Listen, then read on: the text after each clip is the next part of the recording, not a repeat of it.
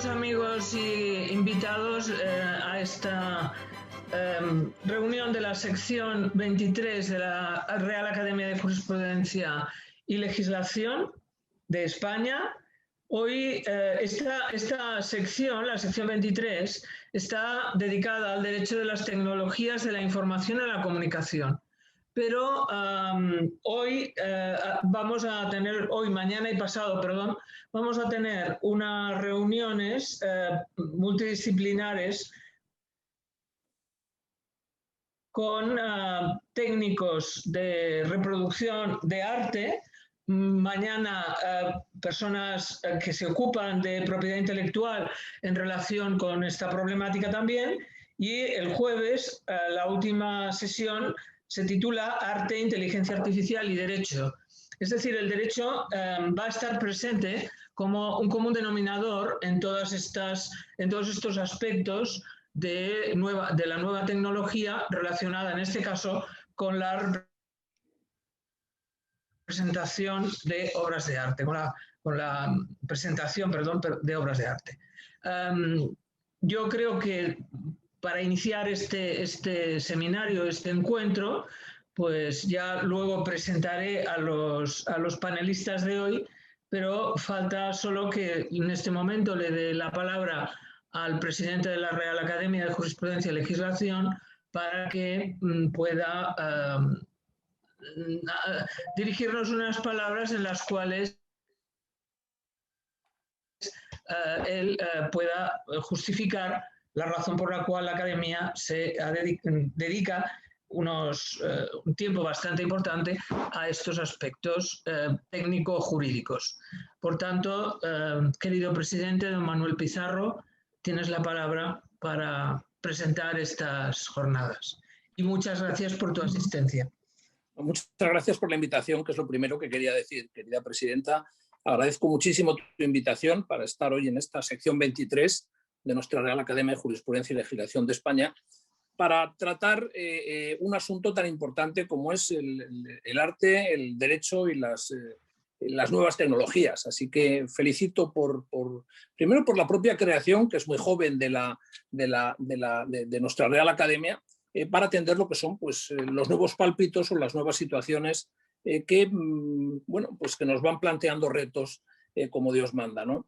Estas jornadas tan queridas para la presidenta y para el presidente adjunto de la sección, don Antonio Pau, como es el arte envuelto o creado o desarrollado a través de nuevas tecnologías y qué pasa con el derecho. Yo querría decir unas breves palabras, plantear las cogitaciones de alguien que ha estado inmerso siempre primero en el mundo del derecho, pero también en las nuevas tecnologías, qué retos o qué cuestiones veo, ¿no? A mí se me planteó todo esto ya, lo comentamos el otro día en una sección del Pleno de Numerarios, cuando tuve el honor de ser presidente de la Bolsa de Madrid. Seguramente los mercados junto al arte son la vanguardia de lo que está pasando en los nuevos tiempos. A mí me tocó meter, como ya me dijeron alguna vez, todo el derecho mercantil y todo el derecho de sociedades y todo el derecho de títulos valores en una máquina, porque ya los negocios, el mundo de compraventa de acciones, títulos valores, tenían que acomodarse a los tiempos que venían si no querían quedar absolutamente fuera de todo lo que pasaba. Los principios que regían todo eso, a mi modesto entender, son primero la idea de globalización. Nada de lo que pasa por ahí fuera nos es ajeno.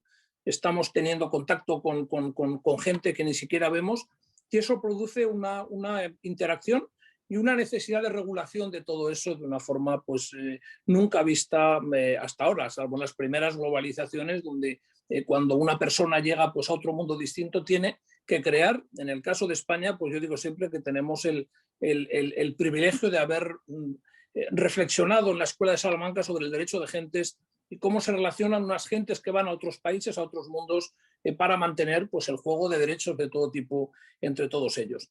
La segunda idea es la idea de securitización o la idea de titulización, de incorporación de derechos a títulos, de incorporación. Eso fue lo primero. Decía el número del Economist dirigido al año 2000, que las dos instituciones que más habían hecho por la transformación del mundo en el que vivimos, que habían dado lugar a la primera, segunda y tercera revolución industrial.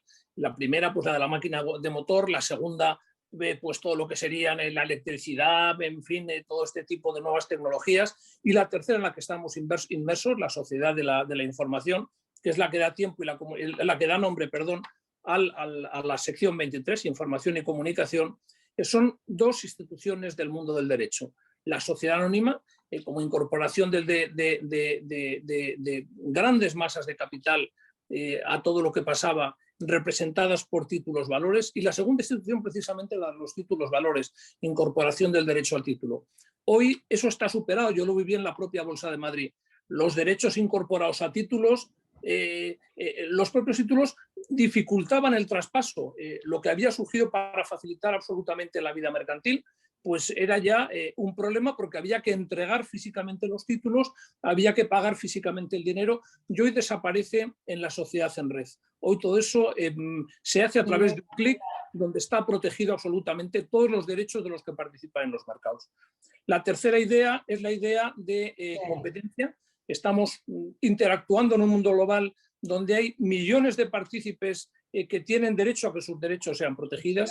Lo que más me preocupa dejar constancia, quizá pues porque desde el del punto de vista del mundo del derecho es la que más hemos manejado, es la idea de información. Lo que se compra y se vende en los mercados es información. Esta idea, que parece novedosa, ya estaba en el viejo Código de Comercio de 1885, todavía vigente, y en su artículo 325.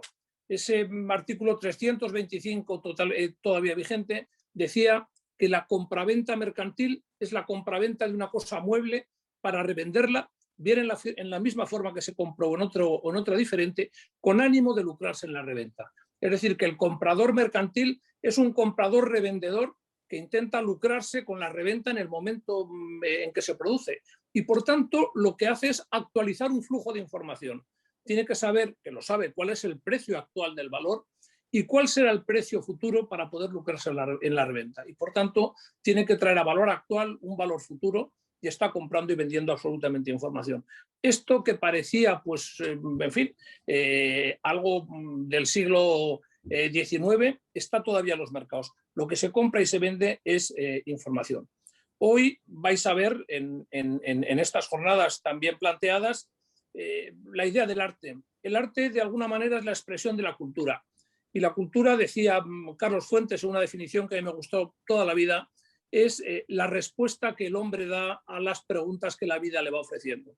Pues bien, el arte inmerso en nuevas tecnologías, inmerso en globalizaciones, inmerso en unos mercados donde se compra y se vende información automáticamente, instantáneamente, con una inmediatez que nos va llevando por delante, y que lo que parece nuevo ahora, dentro de brevísimos momentos, se convierte ya en antiguo por la avalancha y por el torbellino de las redes, pues es aquello en lo que se tiene que poner orden. En medio está el derecho de propiedad.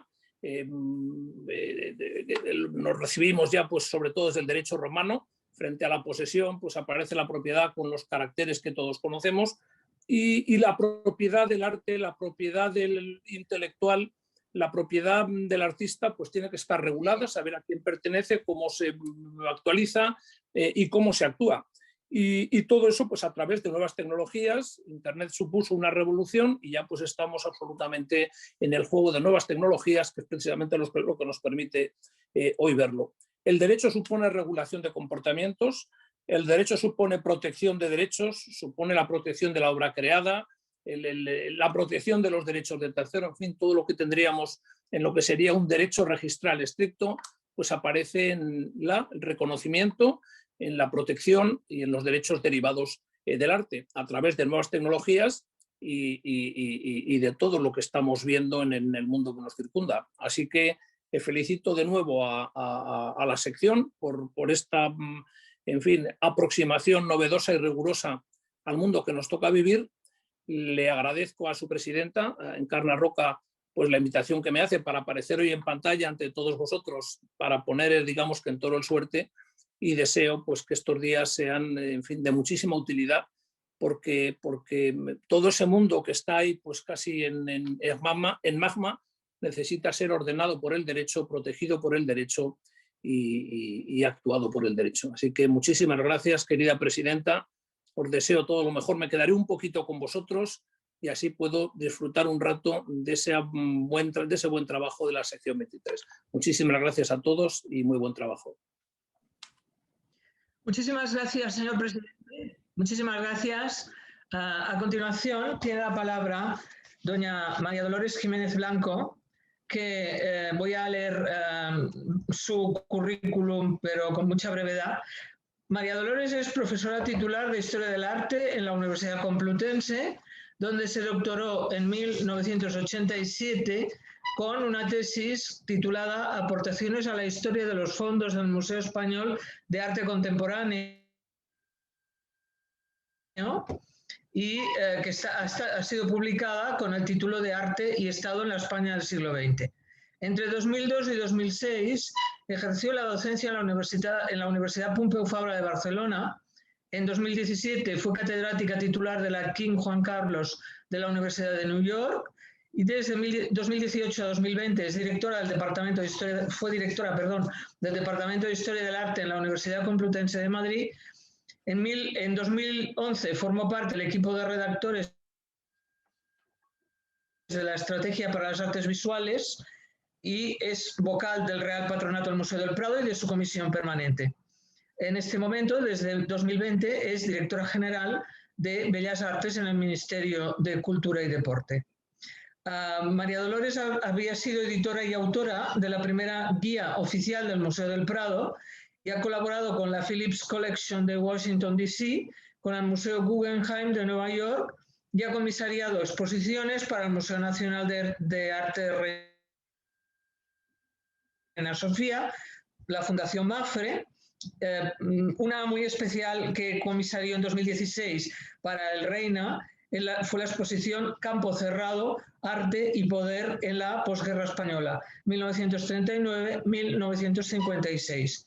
Junto a Arte y Estado en la España del siglo XX, a la que ya me he referido, entre sus publicaciones destacan Spanish Art in New York, publicada por la Asociación de Amigos de la Hispanic Society y El Viso en 2004, Buscadores de Belleza, 2007, y Correspondencia Escritos en 2008 y fue colaboradora habitual del suplemento Culturas del diario La Vanguardia de Barcelona.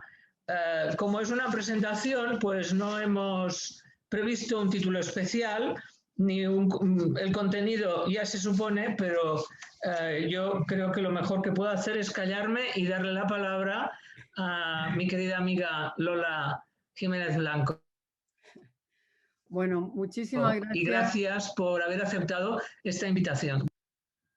Muchísimas gracias, querida Encarna, muchísimas gracias, presidenta de la sección 23 de la Real Academia de Jurisprudencia y Legislación de España. Gracias a todos, gracias por la invitación. Gracias también, presidente, por haberme precedido en el uso de la palabra y gracias a todos los que van a hablar después, que me encantaría, creo que lo vais a grabar, ¿no? Y me encantaría después poderlo ver en YouTube porque tiene realmente un aspecto verdaderamente imponente el programa. Bueno, yo quería hacer una presentación muy somera. Cuando hablé con Encarna, quedamos en que haría simplemente una visión general de algunos de los aspectos que a mí me están interesando últimamente mucho en esta conexión entre arte y tecnología, que implican también al derecho, pero bueno, aquí sí que de verdad que doctores tiene la Iglesia, yo voy a entrar mucho menos en la parte de derecho, pero estoy segura que todo está implícito y que va a haber muchas alusiones bueno, y más que alusiones en las intervenciones que vendrán después. Yo quería empezar simplemente por deciros, seguramente habéis visto estos días en la prensa, esta última semana, que se ha vendido en Christie's una obra digital por más de 57 millones de euros. Bueno, yo creo que ahí ya está todo comprimido, todo lo que tenemos que decir. Estamos hablando de tecnologías, estamos hablando de arte, estamos hablando de mercado y estamos hablando también de todas las, digamos, las ventanas que se abren de repente a, bueno, cuestiones legales que un tipo de obra como esa pueda plantear. Claro, esa obra que se dice pronto, 57 millones de euros.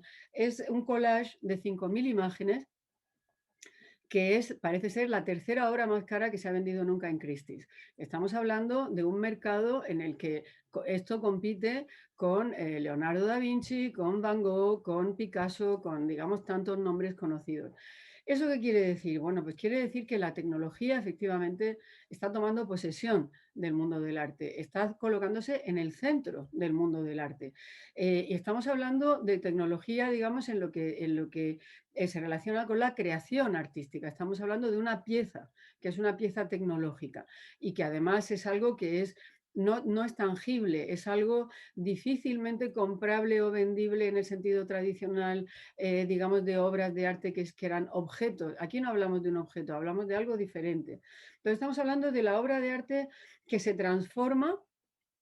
No dejan de existir todas las demás formas de obras de arte, pero se suma, digamos, esta nueva visión, bueno, nueva o ya no tan nueva, porque digamos que esto tiene ya pues al menos 30, 40 años, ¿no? Este tipo de arte, pero que se haya convertido en una noticia de este calado, pues realmente es muy importante.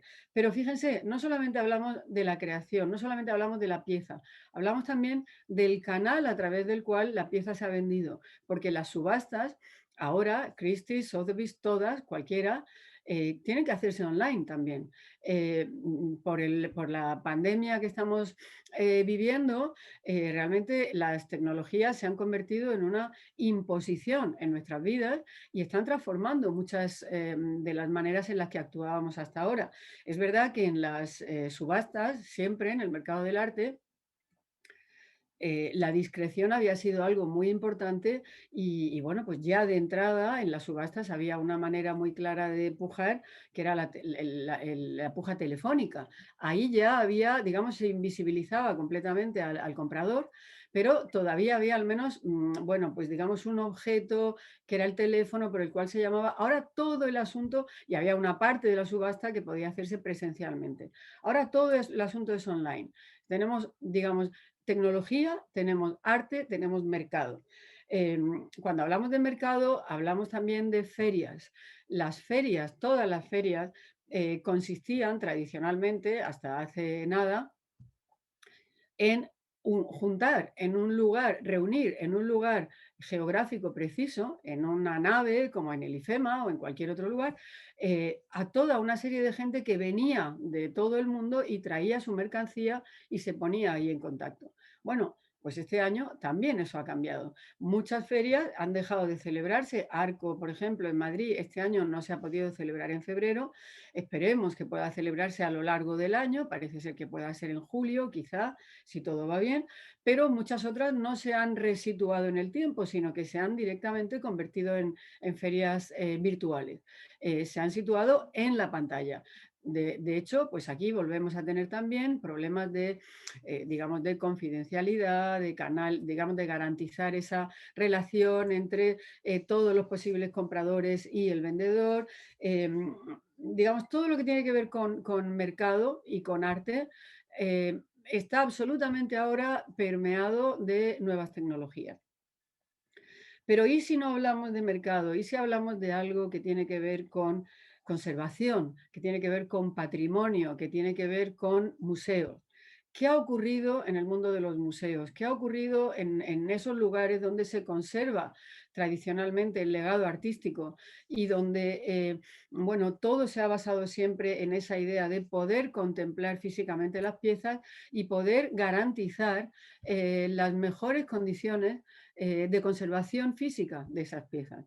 Bueno, pues lo que ha ocurrido, como en todo lo demás, es que también aquí ha irrumpido la tecnología y también de repente, bueno, museos, digamos, tradicionales, podríamos decir, como el Museo del Prado, aunque sea muy moderno en todas sus formas de funcionamiento, pero el museo que, digamos, custodia un arte ligado al pasado, sin embargo, se ha puesto en primera línea en el sentido de utilizar las tecnologías para conseguir esa comunicación continua con sus posibles visitantes, con su público. De tal manera que ha desarrollado toda una serie de herramientas para día por día crear noticias, para que alguien que esté situado lejos, que no puede ir al museo, siempre tenga una manera de contacto con el Prado.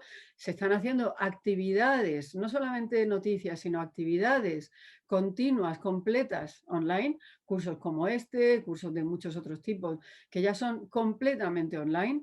El Museo del Prado ha garantizado con eso una accesibilidad total a toda su vida diaria, a todas sus funciones a través de la tecnología. Pero ya incluso se están haciendo, quizá no en el Prado, pero en otros museos, por ejemplo, como el Museo de Escultura de Valladolid, pues ahora mismo se acaba de inaugurar una exposición entera virtual. Una exposición virtual. Una exposición que se refiere, y con un nombre además muy adecuado para esta época, se refiere al título de un libro de María Luisa Caturla, una historiadora del arte muy conocida de la época de la posguerra en España, un libro que se titula Arte de épocas inciertas. Arte de épocas inciertas. Bueno, esta es una exposición completamente virtual.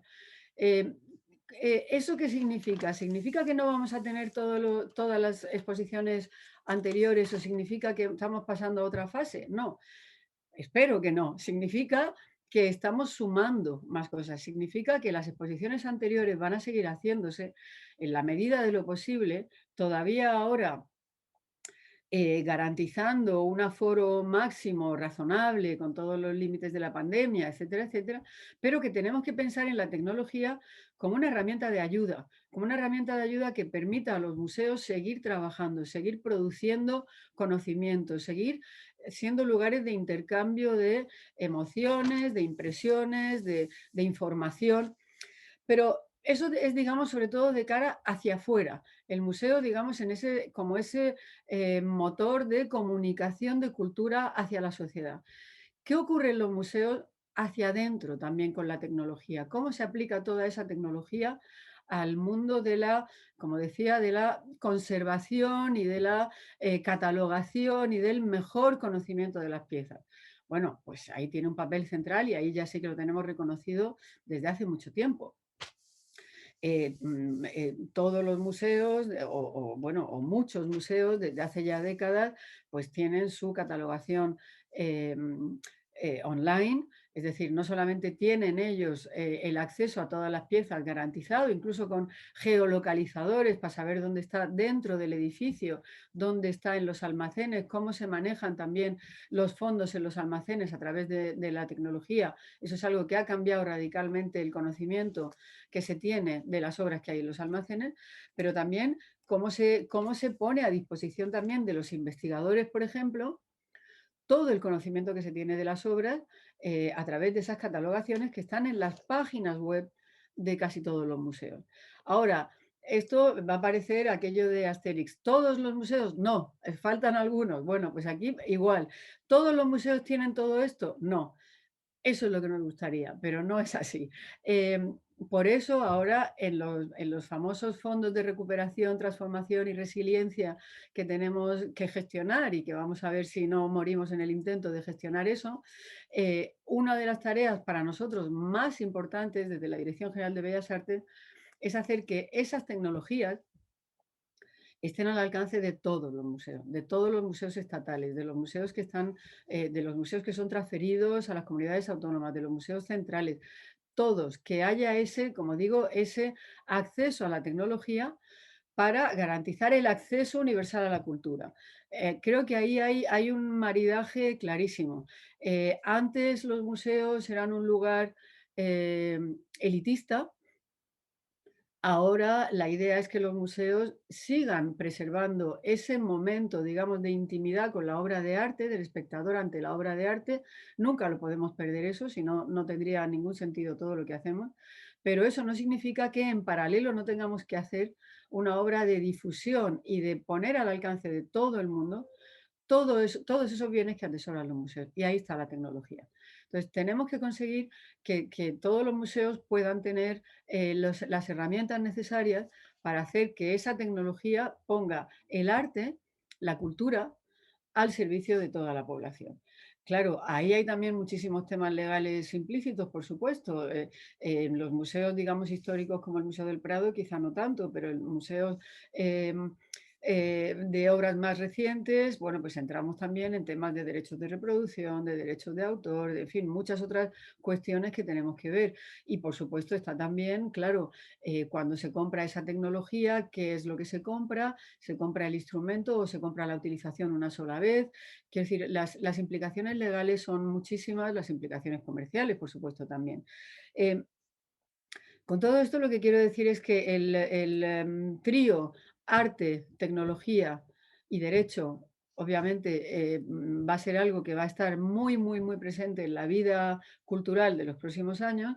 Insisto en que la idea de tecnología, que es una idea, bueno, a la que claramente tenemos que estar todos abiertos porque es en muchos casos, bueno, en todos los casos imprescindible, no significa, sin embargo, que eso desplace todo lo demás. Eso me interesa mucho decirlo. Es decir, hay gente que piensa, de hecho, cuando empezaron a hacer los museos sus páginas web, etcétera, etcétera, que pensaba que, bueno, pues si los museos tenían ya toda la obra catalogada disponible online, o si se podían hacer visitas virtuales a los museos y tal, ¿quién iba a ir ya al museo? Ya no hacía falta ir.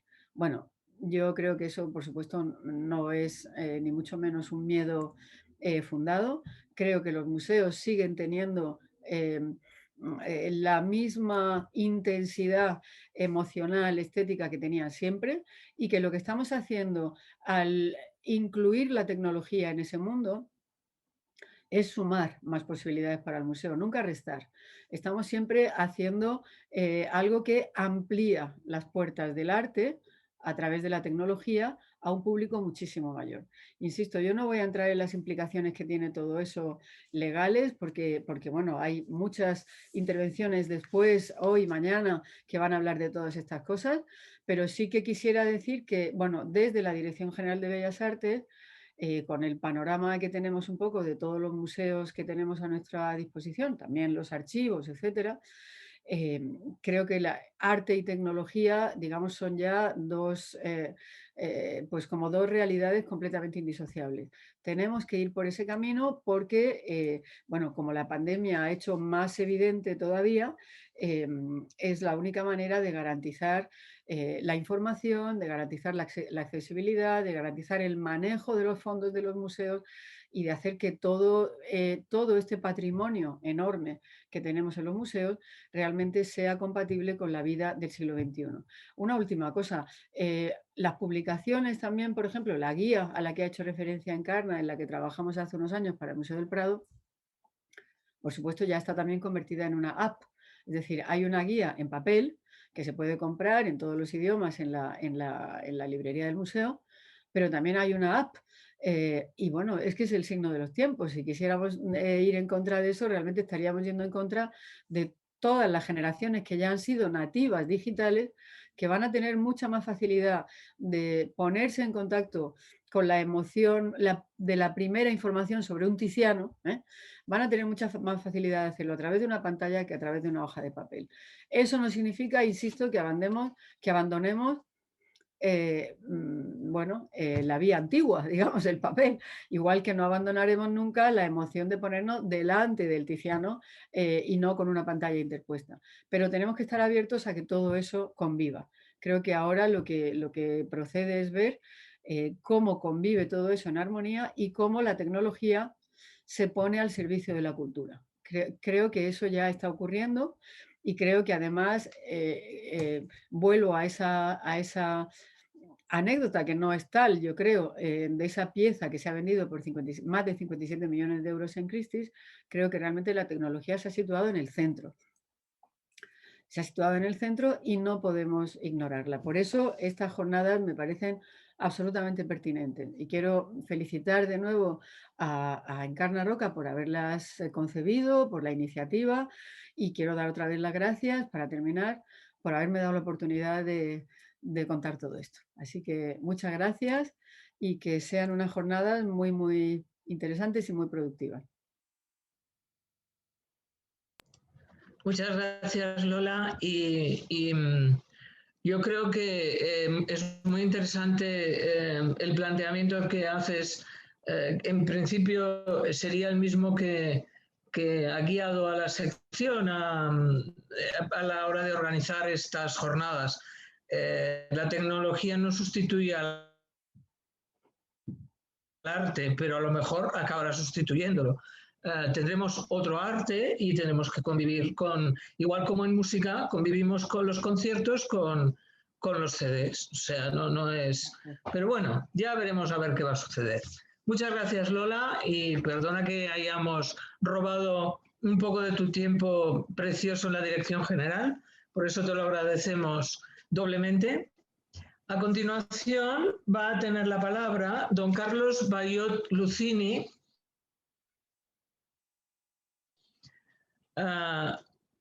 que es director de proyectos de la Fundación Factum.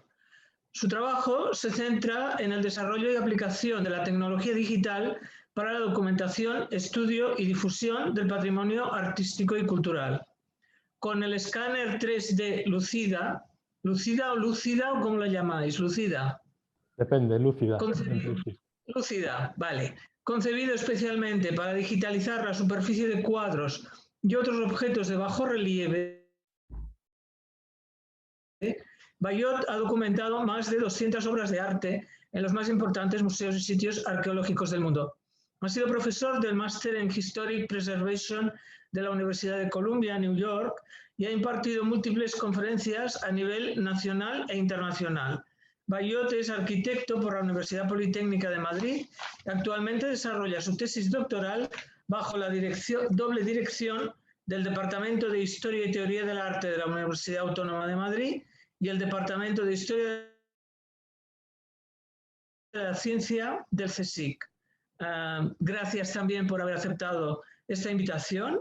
Es una de las cosas que me ha impresionado más de las que he visitado últimamente y os felicito por estas iniciativas y tienes la palabra. Muchas gracias. ¿Se me oye bien, verdad? Sí, perfecto. Pues muchas gracias, presidenta Encarna Roca, por la presentación y por la invitación a participar en estas jornadas. Realmente es un privilegio formar parte de este grupo que habéis formado y la verdad es que el tema me parece fascinante. De hecho, ya con las dos presentaciones, las dos introducciones de María Dolores y del presidente Manuel Pizarro, ya es realmente un lujo poder haberlas escuchado. Intentaré aportar mi contribución a estas jornadas en lo mejor que pueda. Voy a compartir pantalla en este momento.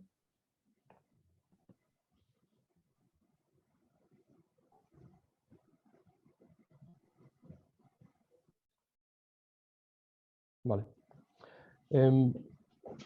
Nuestro trabajo en la Fundación Factum se dedica al desarrollo de tecnología digital para la protección del patrimonio. Y es precisamente desde esta aproximación desde la cual quiero explicar nuestro trabajo en el día de hoy. Nosotros se nos conoce por aplicar tecnologías de escaneado 3D, fotografía en alta resolución para documentar obras de arte y elementos de patrimonio en general. Y con esta información creemos que podemos contribuir no solo a la documentación y al mayor conocimiento de estos objetos, sino además a la posibilidad de realizar facsímiles, es decir, réplicas exactas de estas obras de arte que permitan de alguna forma contribuir a su propia protección de cara al futuro. Quiero plantear una serie de proyectos, quiero explicar nuestro trabajo a través de casos reales en los cuales hemos puesto en práctica estos planteamientos, estas aproximaciones, y en concreto quiero plantearlo desde el punto de vista de los desplazamientos de significado y de sentido que se producen al realizar una copia de una obra de arte, al realizar un facsímil con fines de conservación. Lo que quiero decir es, cada vez que asignamos una serie de valores o una serie de significados, unas cualidades a un objeto original, a una obra de arte, cuando realizamos un facsímil, como el tipo de trabajo que hacemos en la Fundación Factum, creemos que hay una parte de esos significados que pueden ser trasladados o que pueden ser reubicados en diferentes multiplicidades. Y quería empezar por este ejemplo. Esta imagen que ahora mismo está en la pantalla es una escena que en un momento como el actual es bastante chocante. Es probable que pase mucho tiempo hasta que podamos ver una escena parecida. Se trata de una de las salas principales del Museo del Louvre en París, y toda esta gente, toda esta aglomeración de visitantes están dirigiendo sus miradas y sus cámaras a la Gioconda. Obviamente todo el mundo quiere hacerse la fotografía, quiere hacerse el selfie delante de la Mona Lisa, y de alguna forma están dando la espalda a esta otra obra de grandes dimensiones que se encuentra al fondo de la sala, que es Las bodas de Caná de Paolo Veronese. Esta obra durante mucho tiempo fue quizá la más importante o una de las más reconocidas del Renacimiento veneciano, y esta obra no se ha encontrado siempre en París. Obviamente su lugar original para el que fue creada, para el que el artista la concibió, es para el refectorio de la isla de San Giorgio Maggiore, en Venecia. Inicialmente esta obra, este gran lienzo de 7 por 10 metros, estaba ubicado en el refectorio paladiano, en el fondo de este espacio, donde hacía las veces de refectorio, como digo. Los monjes se reunían a tener sus reuniones en torno a una comida, y de fondo estaba la representación de las bodas de Caná. Durante más de 200 años, desde que Napoleón se llevó esta pieza a París, este espacio ha estado vacío. Entonces se nos ofreció la posibilidad, se nos propuso la idea, allá por el año 2007-2006, de realizar un facsímil exacto, no una especie de proyección virtual, sino realmente una rematerialización física del cuadro del Veronés, para reubicarlo en su lugar original en Venecia.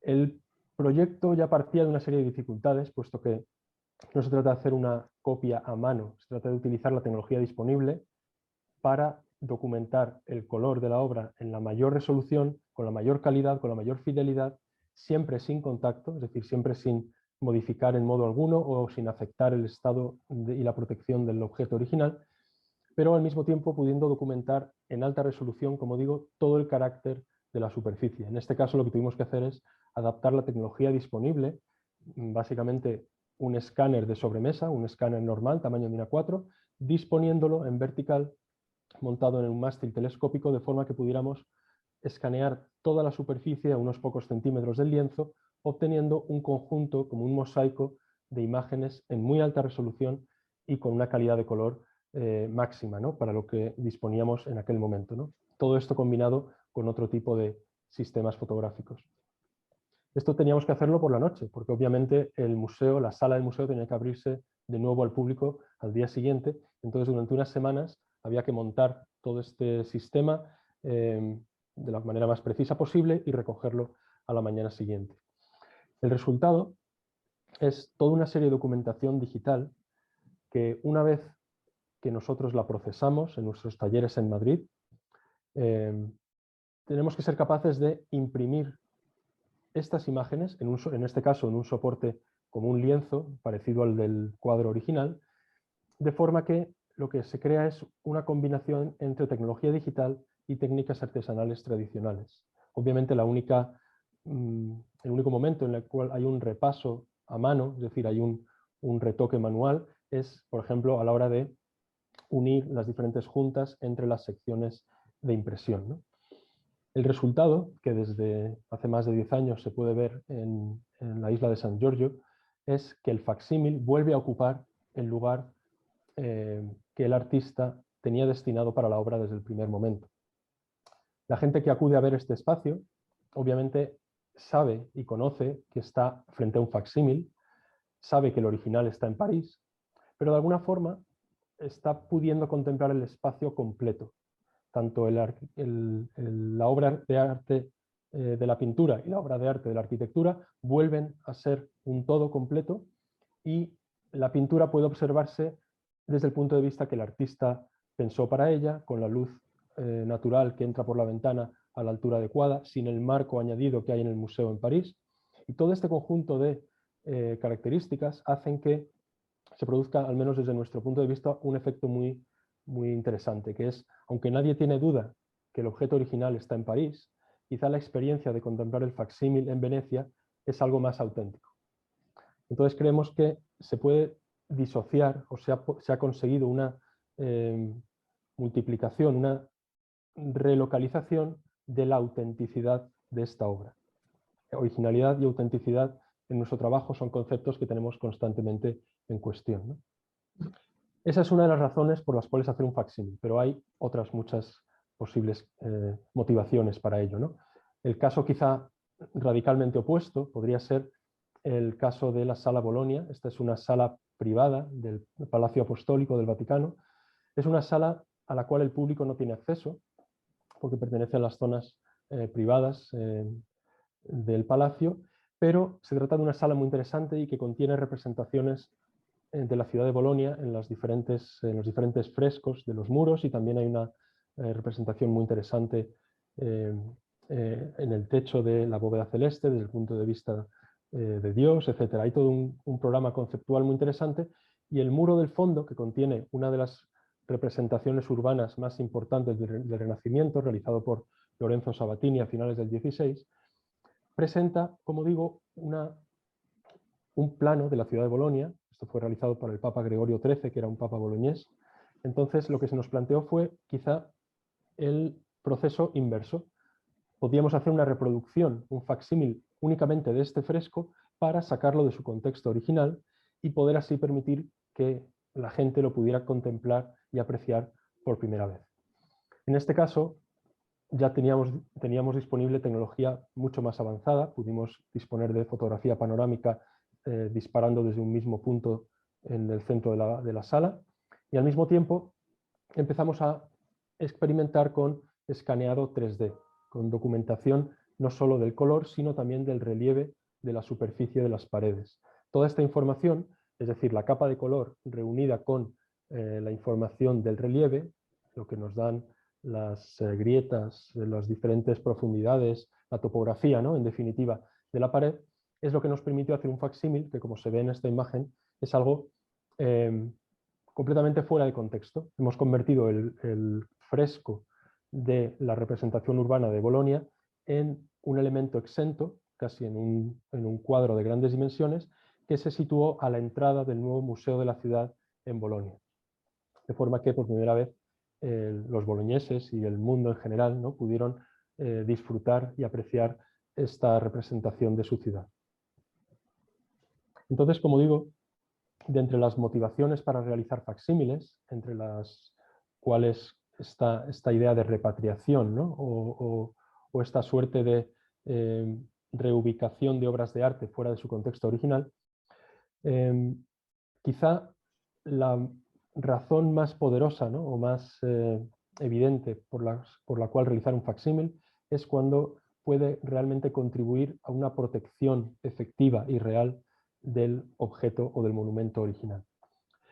Es el caso del trabajo que hicimos con la tumba de Tutankamón. Obviamente es uno de los monumentos más conocidos, uno de los sitios arqueológicos más importantes, y ha sido visitado por cientos de miles de personas, ¿no?, en los casi 100 años desde que se descubrió. El problema es que estamos hablando de un espacio muy pequeño, de muy reducidas dimensiones, y quizá con el flujo constante de visitantes, con los cambios de temperatura, de humedad que se producen, ¿no?, por la acumulación de personas en una zona tan reducida, en la cámara funeraria, es quizá una de las causas por las cuales el estado de conservación de la pintura está en este momento tan frágil, ¿no? Esta es una foto de detalle de lo que nos encontramos en el año 2009 cuando visitamos la tumba por primera vez, ¿no? La pintura se estaba literalmente desprendiendo de las paredes, ¿no? En ese caso, el primer acto que hay que realizar, la primera acción, es documentar con la mayor resolución posible el estado actual del objeto original. En este caso, el color, pero también las 3 dimensiones, lo que es la superficie y el relieve de las 4 paredes de la cámara funeraria y del sarcófago. Después, con toda esta información, en nuestros talleres en Madrid podemos recomponer una versión facsímil a escala real de la tumba de Tutankamón, obviamente no en material igual que el original, no se trata de hacer una reproducción en piedra, sino en materiales ligeros y modulares, como puede ser fibra de vidrio, resina, etc. De forma que lo que buscamos es una restitución visual de las cualidades del original. Tuvimos la oportunidad de completar el proyecto instalando el facsímil, no como parte de una exposición itinerante que pudiera estar por diferentes museos en Europa, sino que la idea desde el principio era devolver el facsímil a Luxor, cerca de la tumba original, en el Valle de los Reyes, donde está,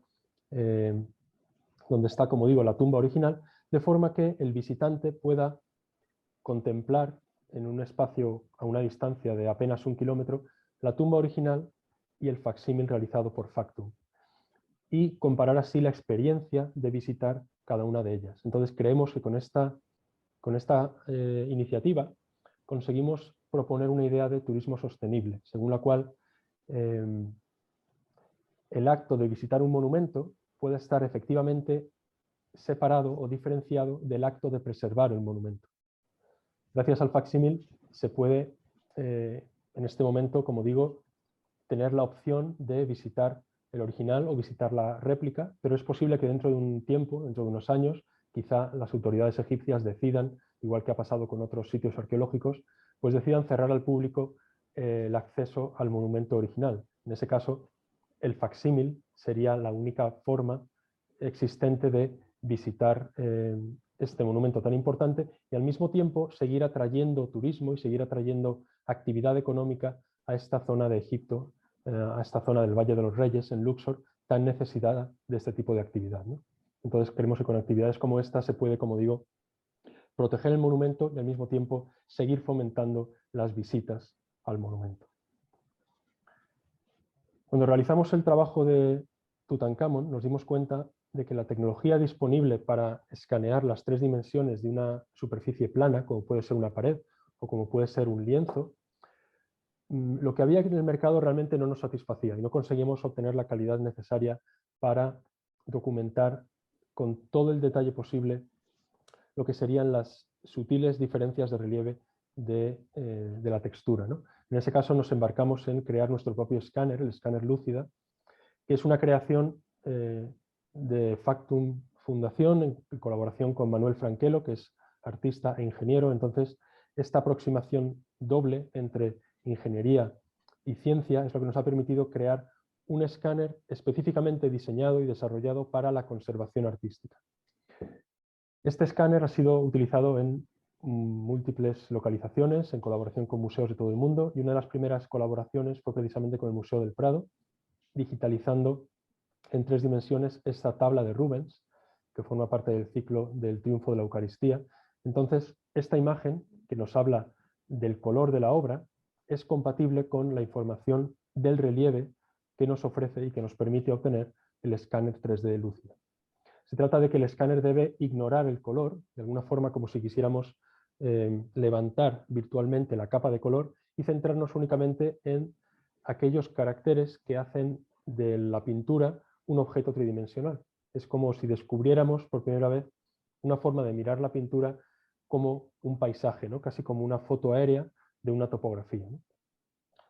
Este tipo de información, como digo, que permite levantar el color, porque lo que estamos haciendo es centrarnos en las cualidades volumétricas, nos ha permitido mirar las obras de arte y mirar la pintura desde otra perspectiva, ¿no? Desde otro punto de vista.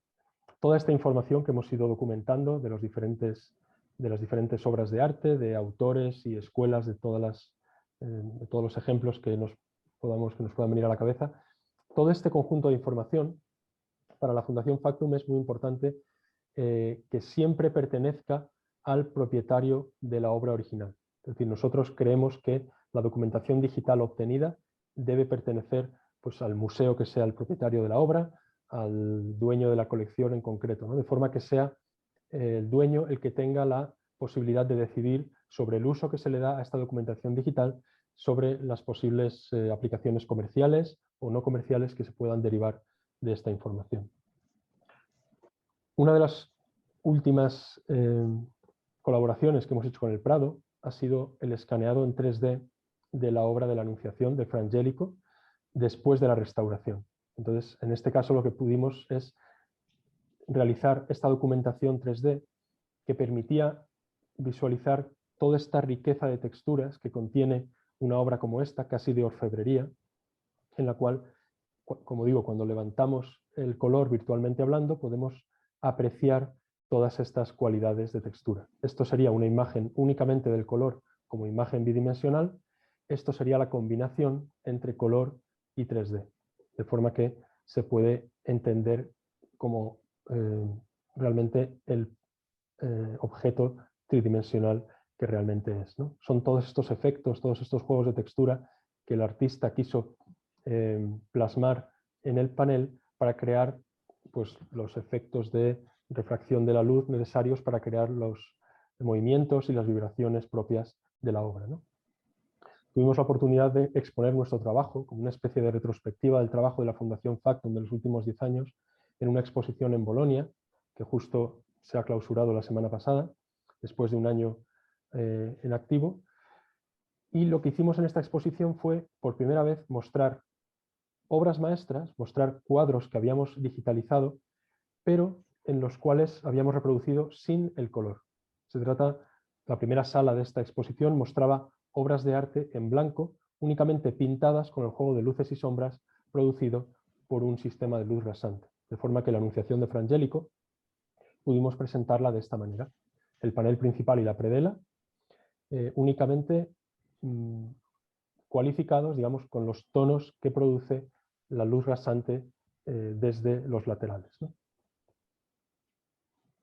Detalles como este se pueden apreciar cuando se realiza una reproducción en blanco, ¿no? Finalmente, como ejemplo de este tipo de desplazamientos y de este tipo de oportunidades, ¿no?, que surgen gracias a los facsímiles, uno de los últimos trabajos que hemos realizado ha sido el facsímil de esta gran obra de Caravaggio, que es el Entierro de Santa Lucía. El original se encuentra en la iglesia de Santa Lucía la Abadía, en Siracusa, en Sicilia, y lo que hicimos fue realizar un facsímil en el cual se reproducía de forma precisa tanto el color como el relieve, empleando el escáner 3D lúcida en combinación con fotografía panorámica en alta resolución, y realizamos, como digo, un facsímil para que pudiera formar parte de una exposición temporal en Rovereto, en el norte de Italia, que todavía está abierta hasta abril de este año, hasta el mes que viene, y que por primera vez se mostraba junto con la obra original. Es decir, en el mismo espacio, el visitante tenía la oportunidad de contemplar tanto nuestro facsímil como el Caravaggio original, que había sido situado aquí en préstamo desde su localización en Siracusa.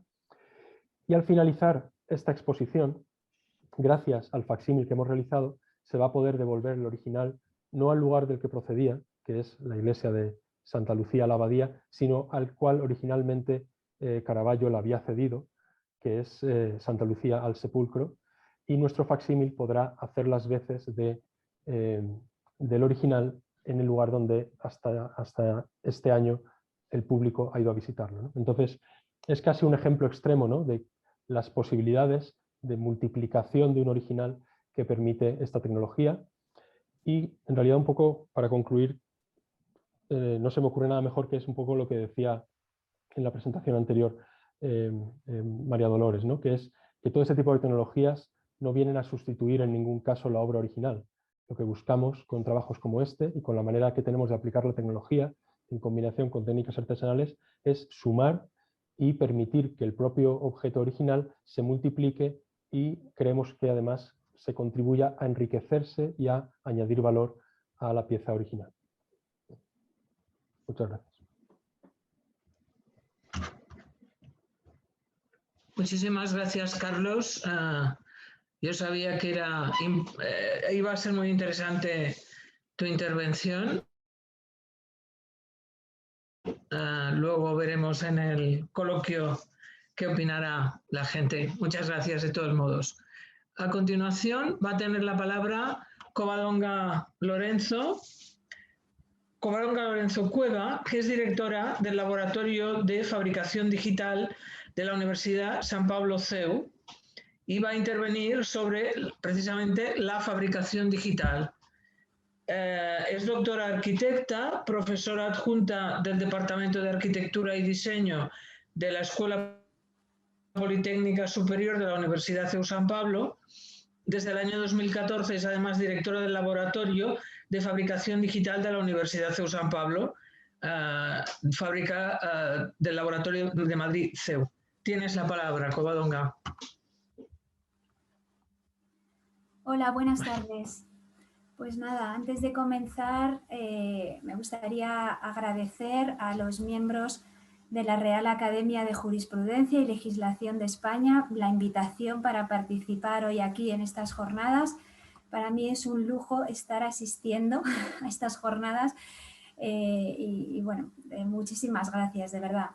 Mi intervención se va a centrar en exponer en qué consisten las tecnologías de fabricación digital y de qué forma, a través de los laboratorios de fabricación digital, estas tecnologías se están poniendo al alcance de todos, pues para ser empleadas fomentando de alguna forma la creación artística, la instalación, el diseño de producto, el proyecto arquitectónico.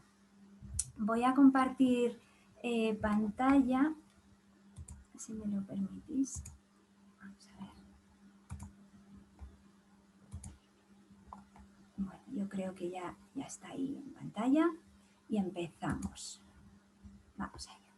Bueno, en primer lugar, la fabricación digital podría definirse como el conjunto de tecnologías integradas mediante las cuales se hace posible la digitalización de los procesos de fabricación. Entonces, es decir, gracias a la fabricación digital, en lugar de requerirse técnicos cualificados para el manejo de maquinaria compleja que permita la producción o la fabricación de objetos, son los ordenadores los que controlan las máquinas de prototipado. Con ello se consigue mayor precisión en el acabado final del objeto y se hace posible, además, el acceso de más personas a los medios de fabricación, ya que tan solo se requiere manejar un ordenador para realizar un modelado tridimensional del objeto y para controlar las máquinas de fabricación digital. Estamos hablando de fresadoras, cortadoras e impresoras 3D, que serían las más importantes, ¿no?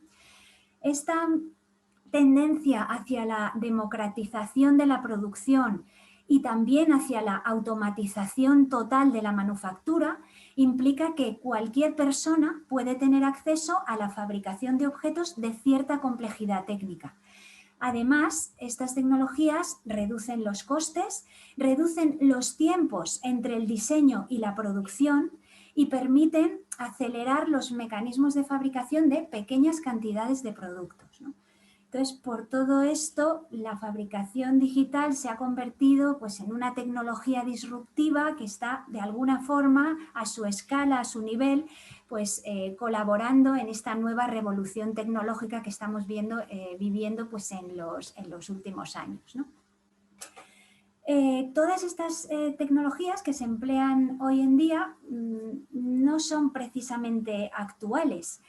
En cuanto a las tecnologías sustractivas, donde agrupamos fresadoras y cortadoras, la primera fresadora se fabricó en el año 1954, la diseñó John Parsons, y a partir de entonces la automatización de otras máquinas de corte ha ido avanzando en paralelo al desarrollo del diseño asistido por ordenador, que comienza en los años 80 con la creación de programas CAD.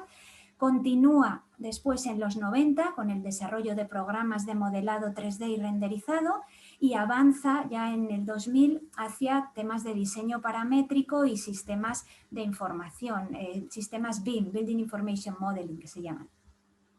Por otro lado, las tecnologías aditivas, es decir, lo que se conoce como impresión 3D, aparece en los años 80 debido a los avances sobre las impresoras de inyección de tinta, que son la base de las impresoras 3D. Aunque la verdad es que la verdadera revolución de la impresión 3D comenzó en el año 2005. En el 2005 se crea el proyecto RepRap, Replicating Rapid Prototyper, que fue una iniciativa de código abierto para construir impresoras 3D que se pudieran autorreplicar y que evolucionaron gracias a una comunidad de inventores y de aficionados que se hacían llamar makers, que trabajaban de modo colaborativo, intercambiaban ideas, archivos, diseños e iban evolucionando los modelos de impresoras 3D. En el año 2009, tras expirar las patentes de los equipos de impresión creados en los 80, aparece MakerBot, que fue una de las primeras empresas surgidas del movimiento Maker y que comenzó con la venta de kits de piezas que permitían a los usuarios fabricarse sus propias impresoras. Nosotros aquí en nuestra escuela, en julio de ese mismo año, uno de los cofundadores de MakerBot, Zach Smith, impartió un curso donde nos enseñó a fabricar estos primeros modelos de las MakerBot. Fabricamos nosotros uno propio que llamamos Arki, más ligado a las necesidades de los estudiantes de arquitectura que tenemos en la facultad, y pasó esta impresora pues a formar parte de la primera familia de impresoras replicantes que surgieron en España pues durante aquellos primeros años de expansión de la impresión 3D. Entonces, si el movimiento Maker, que actualmente se agrupa en lo que se llaman Makerspace, impulsó la democratización de la impresión 3D, los Fab Labs buscamos la democratización de las tecnologías de fabricación digital, que engloban, además de la impresión 3D, tecnologías de corte, todo tipo de componentes electrónicos, tecnologías para la fabricación de moldes y vaciados y para la fabricación de materiales compuestos. La idea de Fab Lab nació en el año 2000 de la mano de Neil Gershenfield, que es el director del Centro de Bits y Átomos del Instituto Tecnológico de Massachusetts, del MIT, y según aparece reflejado en el charter de los Fab Labs, se definen como una red global de laboratorios locales que hacen posible la creatividad y la invención a partir de herramientas de fabricación digital. Todos los Fab Labs compartimos un inventario común en constante evolución, por otra parte, con máquinas, tecnologías, procesos de fabricación muy similares, y esto permite a cualquier persona habituada a estas herramientas y métodos pues, a trabajar en cualquier Fab Lab de la red, ya que usamos las mismas máquinas y los mismos procesos. Esto también permite que un objeto alojado en un repositorio se pueda fabricar en cualquier laboratorio de fabricación digital de la red. Todos los Fab Labs de la red del MIT, como por ejemplo el nuestro, se pueden encontrar en una página web desde donde se puede a su vez acceder a las páginas web de cada laboratorio, pues para contactar con ellos, para conocer los proyectos, para conocer los perfiles, porque bueno, nosotros concretamente somos un Fab Lab universitario, pero estos espacios se pueden encontrar en bibliotecas, en centros culturales, en cafés, colegios, etcétera, ¿no? Entonces, nuestra misión, por decirlo así, es facilitar formación y acceso a estas tecnologías. En nuestro caso, pues obviamente a nuestros alumnos de diseño, de arquitectura, de ingeniería de la universidad, pero también a través de distintos programas a personas que tienen más dificultades de acceso a estas tecnologías porque provienen de entornos vulnerables, están en riesgo de exclusión social o porque tienen algún tipo de discapacidad cognitiva o sensorial. O también hemos llevado estas tecnologías a comunidades vulnerables en países como Sierra Leona, Perú, Ecuador, donde hemos tenido la oportunidad de viajar y buscamos pues, romper la brecha digital, ¿no? Que con la pandemia pues, se ha acentuado, ¿no? Desafortunadamente. Para ser considerado un Fab Lab de la red, debes disponer de una serie de máquinas, procesos y tecnologías que se contemplan en un inventario oficial.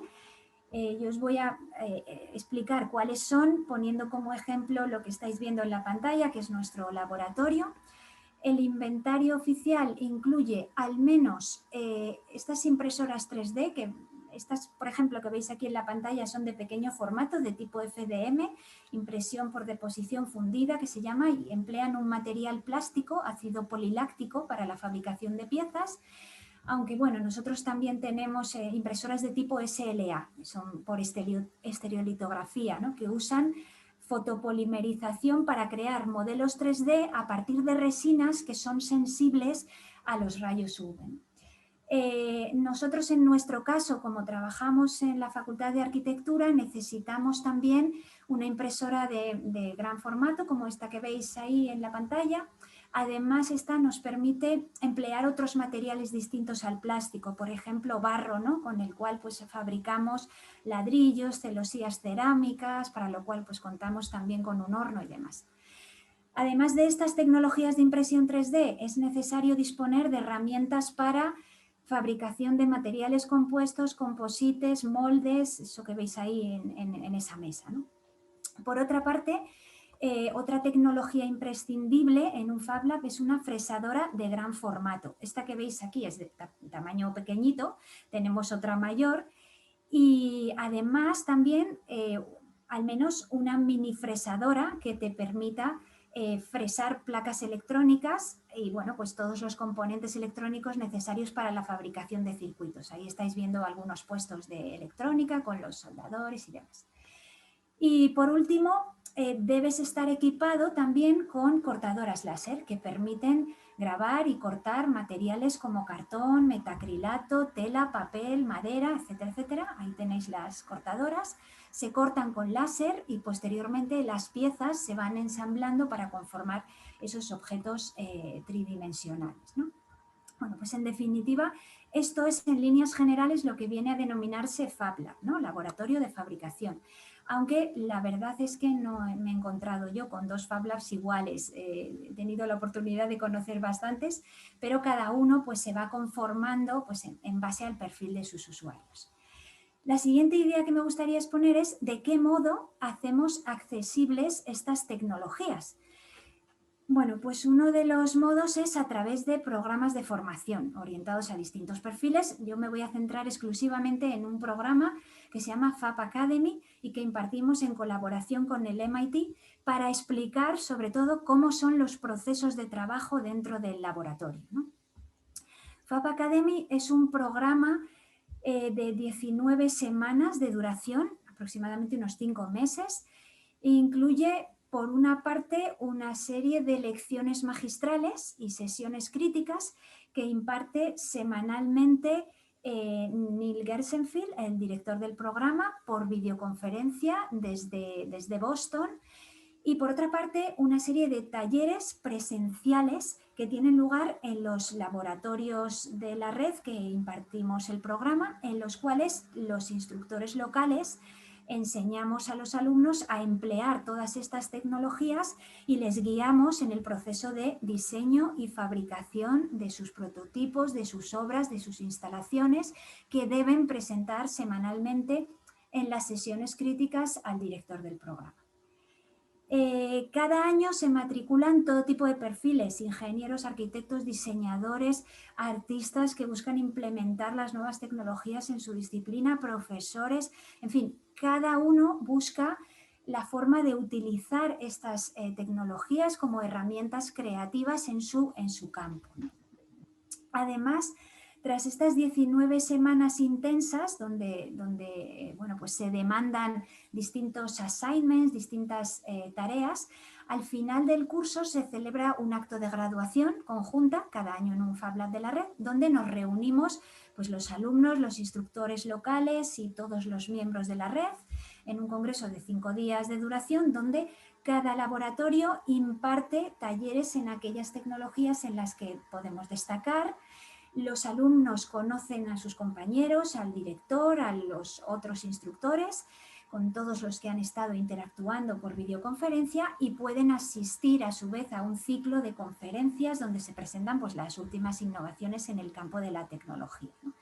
Entonces, en cuanto a metodología, tras lo que sería la clase magistral semanal de Gershenfeld, que imparte por videoconferencia y que se orienta a una tecnología, se pide a los alumnos que diseñen y fabriquen su producto, su prototipo, su propuesta artística, empleando dicha tecnología.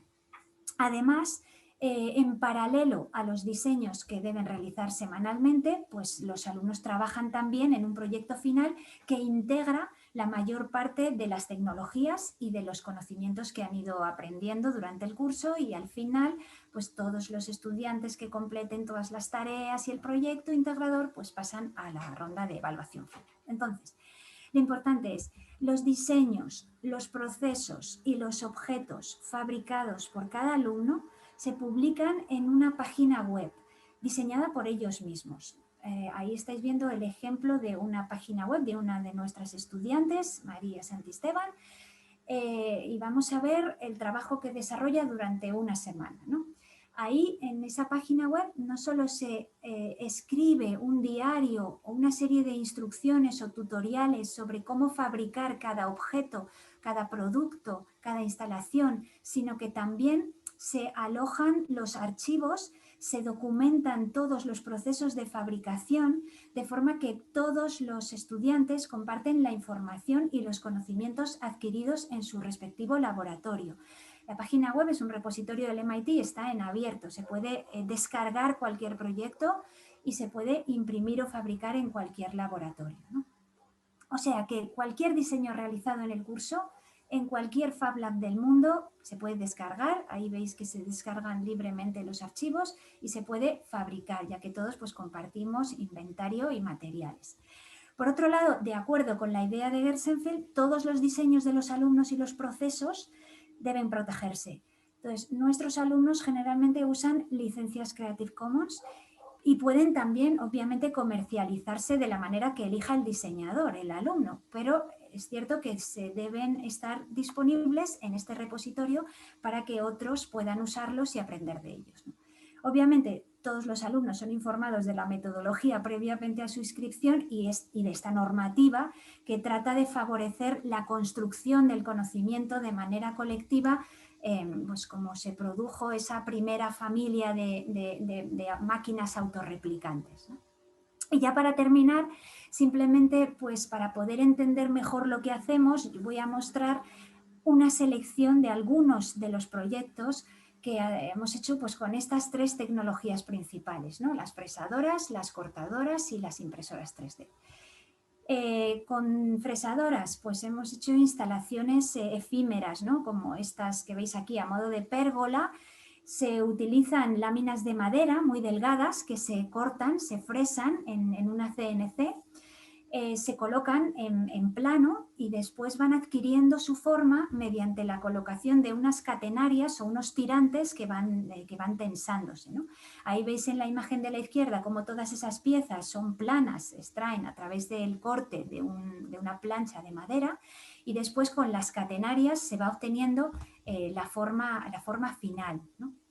También se desarrollan pues, temas de mobiliario, por ejemplo, temas de diseño de mobiliario. Esto es mobiliario urbano, unos módulos de mobiliario replicable e interactiva, estaciones dotadas de cargadores para móviles y para bicicletas eléctricas, gracias a unos paneles fotovoltaicos que hay en la cubierta, o mobiliario a pequeña escala, ¿no? También los alumnos diseñan sus propios muebles, adaptándolo a la morfología de su propio cuerpo, como en este caso, o aprovechando al máximo las propiedades del material y las dimensiones del material, del tablero que emplean, ¿no? También se exploran otros elementos arquitectónicos, como por ejemplo sistemas de carpintería de madera, donde se integran los estores, ¿no? Para esa mayor privacidad. Y por supuesto usamos la CNC para realizar moldes de elementos más orgánicos, como el asiento de esta silla, por ejemplo, que después integramos con las patas, también cortadas con estas máquinas CNC, ¿no? Este es el último ejemplo de este bloque, es un proyecto muy bonito, es una incubadora para bebés de bajo coste que está ya en proceso de validación en maternidades de varios países del continente africano y que bueno, pues ha sido galardonado con muchos premios y estamos muy orgullosos. Es una incubadora, tiene una estructura también fabricada con una CNC, luego tiene también otras piezas de plástico realizadas con impresión 3D y además la electrónica que incluye pues, el termostato, el ventilador, el calefactor y el humidificador que permiten mantener las condiciones de temperatura y humedad convenientes para el bebé. Fue un proyecto de un alumno, después se han unido otras personas, universidades, empresas y cada año el prototipo va evolucionando. Nosotros nos encargamos de la parte de fabricación empleando pues, distintos materiales y procesos. Ahí veis los primeros modelos en madera y ahora ya estamos trabajando con plástico. Con las tecnologías de corte, con las cortadoras láser, pues hemos hecho también investigaciones en el campo de la arquitectura, sistemas estructurales como estas cerchas modulares a base de desarrollos poliédricos o estas estructuras en las que además analizamos la resistencia a movimientos sísmicos. Hemos creado también una máquina de simulación de terremotos donde colocamos las estructuras para analizar su resistencia a acciones dinámicas, ¿no? Y luego también, pues obviamente, todo tipo de diseño de producto. Aquí veis pues prototipos de gafas de sol, algo de packaging, productos para unas lamparitas paramétricas, objetos más tradicionales, vinilos también para el diseño de camisetas, objetos de decoración. Todo esto se puede fabricar con una cortadora láser. Otra aplicación de la tecnología láser es la realización de moldes con planchas de polipropileno que se cortan en la láser, se les da forma y después con técnicas de rotomoldeo vamos generando pues estos productos de diseño, o lo utilizamos también para falsos techos en arquitectura de interiores. Estos son encofrados textiles. Ahí veis la base de ese encofrado textil cortado en una láser. Una vez que se retira el molde, obtenemos estas formas orgánicas con hormigón. Esto que veis es la cabeza de un pilar de hormigón que, bueno, pues era necesario fabricarlo para poder hacer las pruebas de resistencia imprescindibles para el proyecto arquitectónico, ¿no? Y entonces, con cortadoras láser fabricamos tanto el encofrado textil como la base de madera. Además de las cortadoras láser, también hay cortadoras de vinilo que lo que tienen es, en lugar de un láser, una cuchilla convencional, y se corta vinilo pues para trabajos de gráfica digital, para rotulación, vinilos de pared, vinilos de suelo. Esto que veis aquí es el proyecto de la gráfica digital para una exposición del Ayuntamiento de Madrid. Y con corte láser también hemos hecho silografías. Lo que hacemos es, a partir de fotografías, las grabamos con la cortadora láser sobre planchas de madera, creamos la matriz y después con técnicas tradicionales entintamos y vamos sacando los grabados de la serie, ¿no? Usar la láser pues, nos permite llevar la fotografía al ámbito del grabado, aunque bueno, pues también genera su polémica, ¿no? Sustituir la gubia por el láser, pues no es admisible, ¿no? Y dime. Y por último, el último bloque de proyectos que voy a mostraros, pues son las tecnologías aditivas con impresión 3D. Bueno, pues tratamos de atender la demanda de los alumnos de arquitectura, que son muchos, que están fascinados por esta tecnología, pero les orientamos a que, además de fabricar maquetas arquitectónicas como estas que veis, pues se centren también en la fabricación de prototipos que permitan un análisis más profundo de elementos constructivos complejos, ¿no? Como por ejemplo esta maqueta de detalle de un nudo de una estructura que puedes moverla para analizar su funcionamiento. Covadonga, ¿Sí? perdona, ¿te estás excediendo del tiempo? ¿Termino ya si quieres? O... Sí. Vale, pues nada, estos eran algunos ejemplos. Hemos hecho algunas prótesis también y si quieres os cuento el último ejemplo que puede ser interesante, yo creo, por temas de... Yo creo que mejor que quizá de tiempo, yo creo que es mejor que demos paso a Ana, vale. Y luego si acaso en el coloquio pues nos puedes, ¿vale? Vale, perfecto. De todas maneras, muchísimas gracias. Nada, ¿vale? nada. Y enhorabuena por todas las cosas que estáis haciendo. Gracias. Y que tú has expuesto fantásticamente bien. Muchas gracias. Venga, a ti, por favor. A ver, ¿qué tengo? Muy bien. A ver, a continuación tenemos como última panelista de hoy a Ana Abade, que es responsable de Government Affairs and Public Policy de Google, España y Portugal. Ana va a informarnos sobre la difusión del arte a nivel global, Google Arts and Culture. Nació en Las Palmas de Gran Canaria y posee un doble grado en Ciencias Políticas y Derecho por la Universidad Pablo de Olavide en Sevilla y es máster en European Public Affairs por la Universidad de Maastricht. En Bruselas trabajó como consultora de asuntos públicos para Political Intelligence y como asistente para la Oficina de Director General de Environment en la Comisión Europea. Posteriormente se incorpora al equipo de Political Intelligence en Madrid como senior, donde permanece hasta unirse al equipo de Google España y Portugal. En Google, Ana Abade centra sus esfuerzos en asuntos tales como la recuperación económica del país y la regulación de contenidos. Ana, tienes la palabra, pero no te excedas del tiempo porque si no vamos a acabar tardísimo. Gracias. Muchísimas gracias a todos ustedes y gracias, Covadonga, por el poquito que he podido ver de tu exposición. Intentaré no excederme, pero sí me gustaría recordar cuánto tiempo dispongo para yo también controlar el tiempo. Me parece que eran un cuarto de hora, ¿eh? Vale, perfecto. Pues en un cuarto de hora lo vemos. Yo vengo hoy aquí para explicaros Google Arts and Culture, que es la iniciativa de Google para dar a conocer la cultura en un sentido amplio a un público global. Esta plataforma, que os aconsejo que desde ya todos os la descarguéis la app en el móvil o que tengáis en una barra de vuestro buscador la barra de Google Arts and Culture, es visitada por más de 360 millones de personas en todo el mundo y es nuestra gran apuesta, sobre todo desde España, que es lo que me toca a mí, para dar a conocer la cultura española a un nivel global.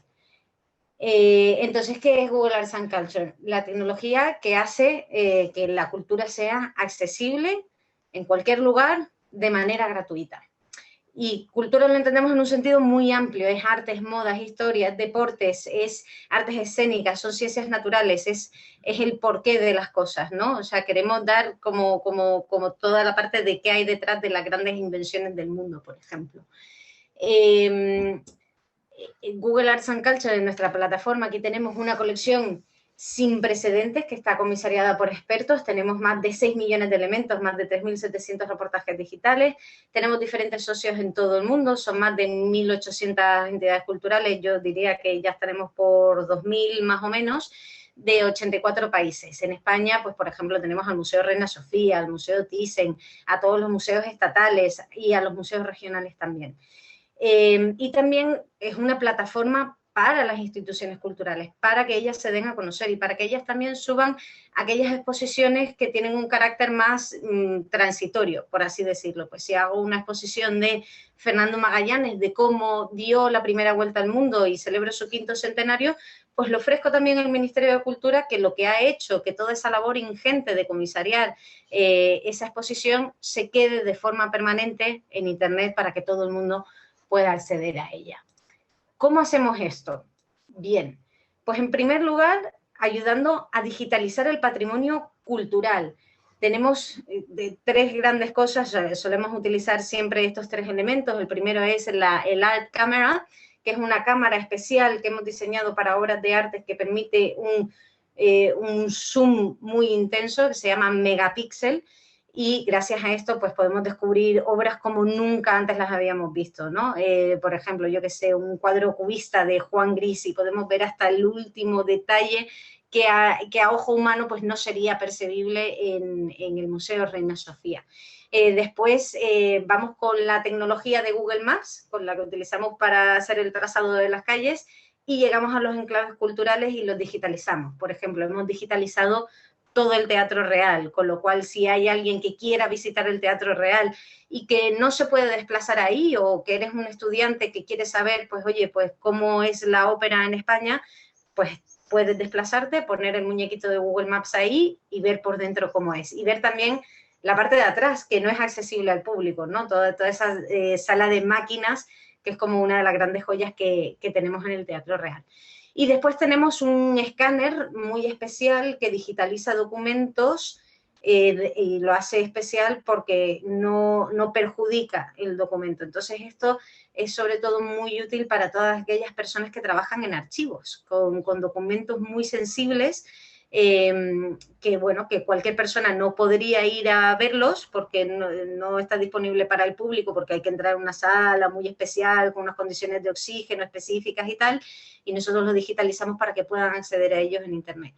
Un ejemplo de lo último así grande que hemos digitalizado de archivos ha sido el archivo de Indias, que está en Sevilla, que digitalizamos con motivo de esa exposición de Fernando Magallanes que os estaba comentando, y que se muestra un poco pues la historia de nuestro país, ¿no? De cómo cambió España a raíz de ese descubrimiento. Después buscamos nuevas formas de contar la historia, ¿no? Porque muchas veces nos quedamos en, yo qué sé, una colección de vestidos de Agatha Ruiz de la Prada y pum, y ahí están los trajes finales, ¿no? Pero las contamos detrás, o sea, cuál fue la idea, cuál fue el boceto, que hacemos entrevistas también a gente protagonista y todo lo ponemos en la plataforma. Y ampliamos la idea de lo que es la cultura, lo que os estaba diciendo aquí, ¿no? De la historia de la moda. O sea, pues, por ejemplo, cómo las grandes mujeres costureras dieron el salto a ser modistas y a crear un arte que estaba por detrás, y cómo ha ido cambiando la historia de la moda a lo largo del tiempo, porque no es lo mismo la moda hace 5 siglos que ahora en el siglo XXI. Espérate, estoy aquí dando al link, que nos quiero enseñar el link, que en realidad es interesante, pero si no, no acabamos nunca. También, ¿qué utilizamos? Utilizamos vídeo 360 y realidad virtual para volver al pasado, ¿no? O sea, nosotros podemos ir al Museo de Historia Natural en Londres y todos nos quedamos maravillados cuando entramos y hay un dinosaurio enorme, una ballena enorme, y esto lo que nos permite es, con tecnología, ponernos unas gafas e imaginarnos en tamaño real pues, cómo sería ese dinosaurio o esa ballena de la prehistoria en esa sala, ¿no? Que esto es algo también muy chulo porque da una forma diferente de vivir la cultura, siempre muy complementaria con lo que podemos encontrar en los museos. Y estoy viendo aquí que no voy a poder dar link a nada porque si no me salta a esto. Otra cosa muy chula, preservamos el patrimonio histórico y hacemos reconstrucciones de enclaves históricos que se han perdido y que ya no están ahí. Un ejemplo de esto es, pues eso, monumentos que se han ido perdiendo a lo largo del tiempo. Aquí tenemos un ejemplo de Asia, pero a mí, por ejemplo, me gusta muchísimo uno que hemos hecho de Mosul. Como sabéis, Mosul fue una ciudad que fue invadida por el Daesh, por ISIS, y básicamente durante la guerra de Siria, Irak, etcétera, se cargaron la ciudad. Entonces nosotros con nuestro equipo de ingenieros hemos hecho una labor bastante ingente de volver a recuperar cómo era aquella ciudad antes de que las bombas la destruyeran, ¿no? Y podemos acceder a ese patrimonio histórico. Es una forma de que no se pierda, de que viva en algún sitio, aunque ya no podamos disfrutar de ello en vida real.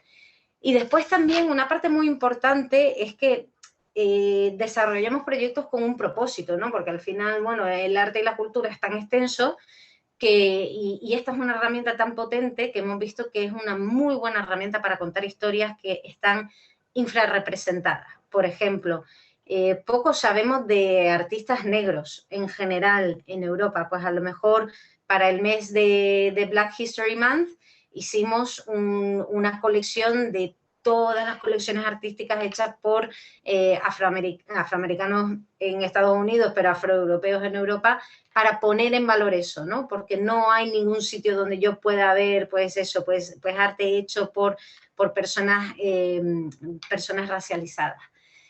¿Qué más hacemos? Acercamos la cultura a una nueva generación de personas, porque aquí tenemos que entender que los millennials tienen otros códigos y ellos vienen de un sistema donde el gaming y la interactividad es muy importante para ellos, ¿no? Ya es más difícil captar su atención simplemente dando la típica clase magistral o haciendo la típica visita al museo, sino que tenemos que jugar con su atención. Entonces, por ejemplo, nos inventamos esto del art selfie, que básicamente te sacas una fotografía y te escanea por los miles y miles y miles de cuadros que tenemos digitalizados y te enseña algo, un cuadro que se parezca a ti o un cuadro que se parezca a la fotografía que tú estás haciendo. Puedes hacer una fotografía de un paisaje y te saldrá un cuadro que se puede parecer más o menos. Y eso lo que hace es que te acerque a un arte que a lo mejor no tenías ni idea de que existía, porque te sale una obra que está en la India o una obra que está en Indonesia o una obra que está en Sudáfrica, que a lo mejor son sitios a los que nunca irías. O si fueras, pues a lo mejor no entrarías en ese museo y te dedicarías un día entero a ver las obras que hay en ese museo. Y después aquí lo que hacemos es toda la magia de Google puesta a disposición al servicio de la cultura. Y por eso tenemos una aplicación web, como no, una aplicación móvil también.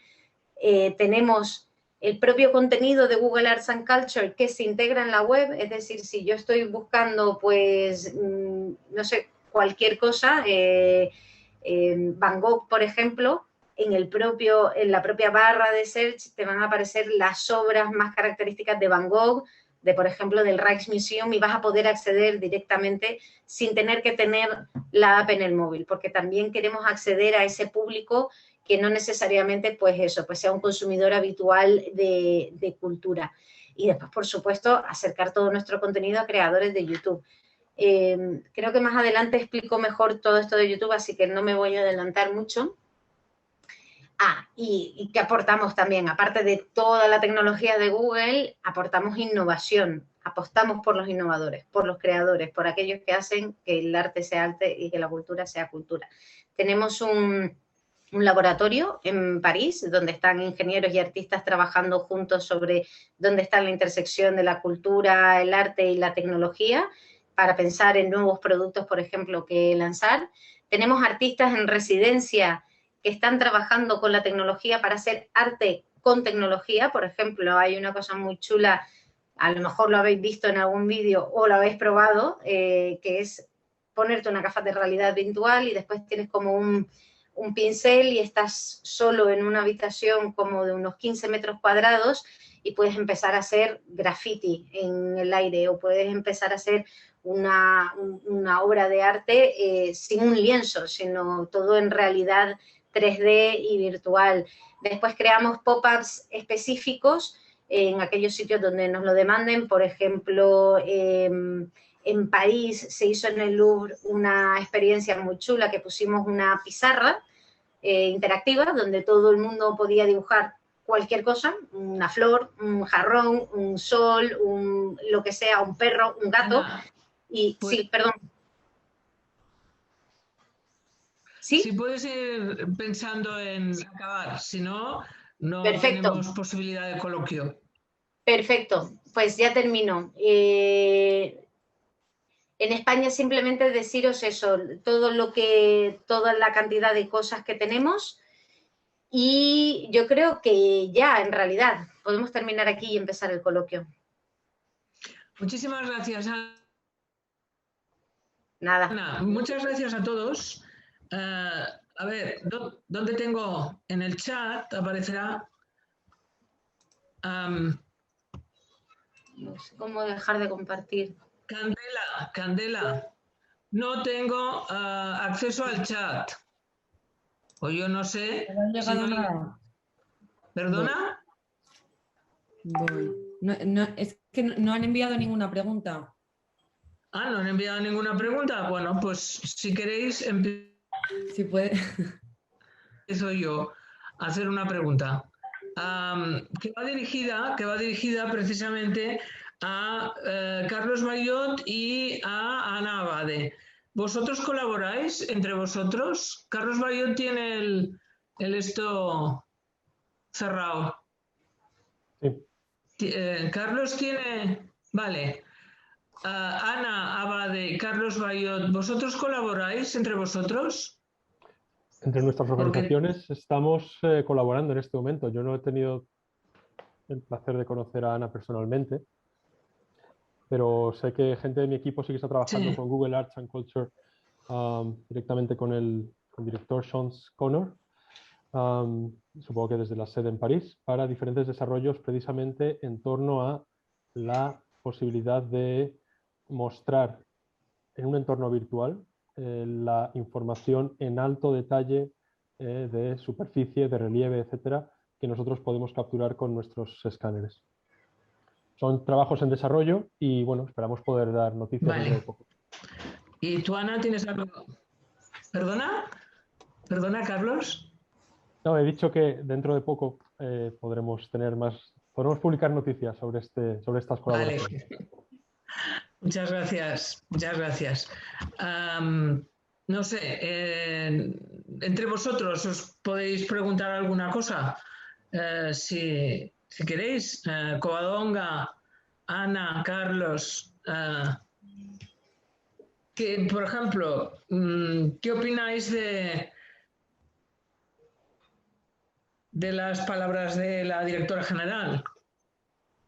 Ana no las ha escuchado, pero Covadonga y Carlos sí. Es decir, bueno, os lo resumo para que el tema de la colaboración entre tecnología y arte, que es el problema que tenemos hoy, pues, ¿qué os parece? ¿Puede sustituir la tecnología al arte tradicional? ¿Os atrevéis a decir algo? Porque estas cosas de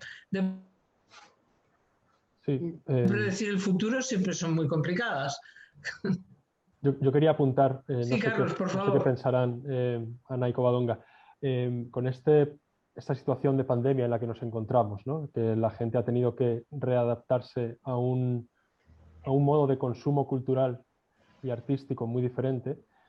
Muchos museos y muchas instituciones se han dado cuenta de que no disponían de los recursos digitales adecuados para ofrecer un contenido de calidad online. Son muy pocos los museos que realmente tienen digitalizadas sus colecciones a un nivel que permitan una experiencia, digamos, ya no solo virtual, sino en pantalla o mediante una app que atraiga a los usuarios habituales o a nuevos usuarios, ¿no?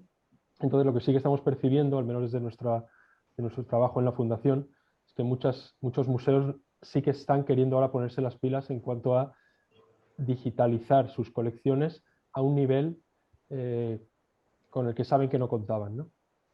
Nuestro trabajo no es solo realizar facsímiles físicos, sino poder ofrecer la información digital para crear nuevas experiencias y nuevos contenidos, ¿no?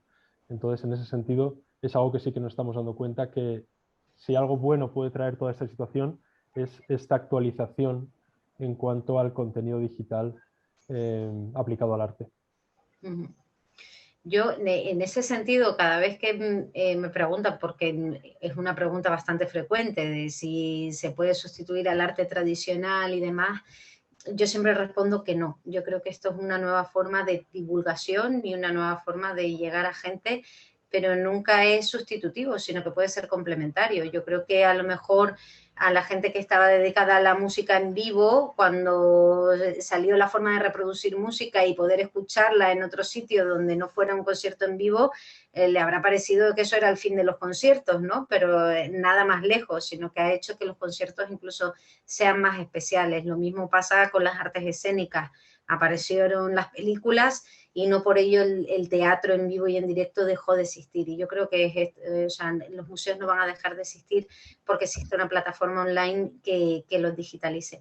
Lo que sí que hemos notado mucho nosotros a raíz de la pandemia es que, claro, como no mucha gente se puede desplazar físicamente a esos museos ni podemos consumir cultura de forma en directo, hay una gran presión para ver cómo podemos monetizar. O sea, primero, cómo digitalizarlo, como decía Carlos, que se han dado cuenta, oye, necesitamos estar en Internet y tener otra nueva forma de comunicarnos.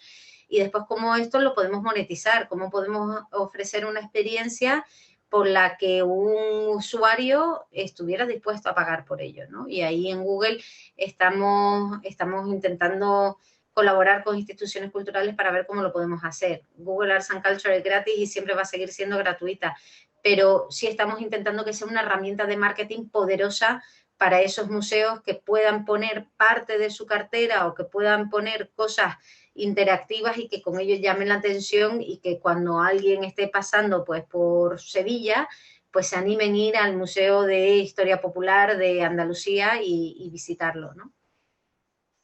Yo en mi caso, yo creo que Tengo una puedo... pregunta. Perdón. Covadonga, perdona que te interrumpa. Es que tengo una pregunta para ti de Alejandra Frías, que es una de los miembros de la sección. Me pregunta si se han planteado soluciones habitacionales de impresión para personas de escasos recursos, como se está haciendo en países como Japón. Y sigue, ¿alguna administración pública ha mostrado interés en este tipo de proyectos? A continuación, va dirigido a todos vosotros. Muy interesantes todas las ponencias. Covadonga. Sí, pues mira, yo creo que ahora mismo lo que es la impresión 3D a escala real de edificios está todavía empezando a desarrollarse. Obviamente ya existen proyectos que se están desarrollando de impresión 3D, como comenta, para países en entornos vulnerables y con materiales locales incluso, pero todavía está en fase de desarrollo, ¿no? Es muy difícil llevar esas tecnologías a esos entornos, ¿no? Por lo menos lo que nosotros podemos aportar. Nosotros llevamos más de 6 años trabajando en Sierra Leona, haciendo proyectos de arquitectura allí, y de momento lo menos costoso es trabajar con materiales locales, y las tecnologías son más complicadas de llevar a estos entornos. Y en relación a lo que estabais preguntando sobre el tema del arte, a mí sí creo que podría aportar algo. Nosotros tenemos artistas que vienen a aprender tecnologías para poder desarrollar su obra, ¿no? Pues, silografías, grabados, personas que vienen de bellas artes. El problema yo creo que es imparable, ¿no? La arte con tecnología es algo imparable, lleva muchos años ya de existencia este nuevo arte, ¿no? Pero sí es verdad que ellos lo que nos comentan a nosotros es que es un arte que en muchos sectores se considera devaluado por el hecho de sustituir la manufactura por una herramienta tecnológica. Entonces yo creo que sí que es el futuro y el presente. Lo que ocurre es que la valoración de ese arte, aunque después de oír lo que ha comentado María Dolores, el precio de esta obra digital en Christie's, yo ya no sé hasta qué punto es arte devaluado, ¿eh? Yo os puedo comentar lo que sienten los artistas cuando vienen al laboratorio e intentan de alguna forma poner en el mercado esta obra empleando estas tecnologías. Tengo otra pregunta para Ana Abade. Yo creo, a ver, tú dirás lo que te parezca, pero mi opinión es que esta pregunta es para mañana, ¿eh? Pero bueno, yo la pongo sobre la mesa para que no me digan nada. Pregunta para Ana Abade. Las iniciativas de Google Arts and Culture, interesantísimas, chocan inevitablemente con los límites de los derechos exclusivos de autor, que seguramente no siempre alcanzan a proteger todos los usos. Y pregunta, ¿os habéis encontrado con problemas con los titulares de derechos de autor? Vale. No, la verdad es que no. Básicamente porque todo este contenido... Te digo que esto es posible que mañana que se va a dedicar la sesión concretamente a esto, pero yo te dejo a ti la posibilidad de contribuir también a este chat. Y lo agradezco, y estoy seguro que mañana habrán intervenciones muy enriquecedoras en este sentido. Nosotros con Google Arts and Culture nunca hemos tenido ningún problema de derechos de autor, simplemente porque nosotros firmamos un contrato con la persona que tiene ese derecho de autor para que nos dejen exponerlo en nuestra plataforma. Es decir, y además nosotros no nos quedamos con los contenidos, nosotros somos el escaparate, el derecho de autor sigue residiendo pues donde esté, en este caso, por ejemplo, en la institución cultural que sea la que firma ese convenio de colaboración con Google Arts. Y como es su derecho y es su contenido, por supuesto, en cualquier caso, si por ejemplo decidiera retirar el contenido de nuestra plataforma, tan solo nos tiene que notificar que por favor lo retiremos y se retira inmediatamente, ¿no? O sea, nosotros aquí, muy importante, esta plataforma no se monetiza, no tenemos ningún tipo de anuncio en la plataforma, con lo cual no obtenemos beneficio económico de ella, y es algo que no monetizamos, no cobramos entrada ni nada de eso, ¿no? Con lo cual no hay un ánimo lucrativo de fondo, así que por ahora no hemos tenido ningún tipo de esto, porque nunca hemos subido nada sin la debida autorización, más que nada porque tenemos que ir al museo a digitalizar, entonces no entramos ahí con la cámara y cogemos una obra y la digitalizamos sin permiso del museo. Bueno, yo creo que quedan muchas cosas, pero bueno, todavía tenemos 2 días más de participación vuestra, pues yo creo que valdría más ya en este momento ya acabar con esta sesión, ya es suficientemente tarde. Yo creo que hemos tratado la tecnología en esta primera sesión. Ahora ya sabemos más o menos lo que tenemos entre manos y ya sabemos con lo que nos tenemos que enfrentar. También hay una cuestión que a mí viendo el panel, a mí me da bastante que pensar. El panel está formado por personas que están trabajando en empresas privadas. Bueno, excepto Covadonga, que está trabajando en una universidad, pero yo creo que esta es una cuestión en la que la colaboración público-privado es muy, muy importante. Es decir, normalmente, fijaros que la mayoría de los museos son instituciones públicas y cuando aplicamos la tecnología normalmente tienen que ponerse en contacto con instituciones privadas como Factum, Google Arts, etcétera, etcétera. Creo que los sistemas están cambiando no solo en la forma de reproducir arte, porque el arte siempre ha tenido que reproducirse, una obra única y original. Esto entra en otra problemática en la que no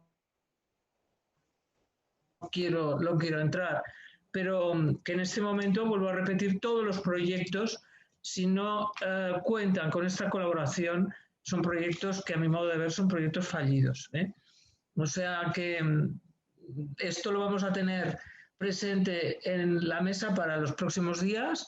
Os agradezco muchísimo que dentro de todos vuestros múltiples trabajos hayáis decidido a colaborar en esta primera sesión. Os lo agradezco mucho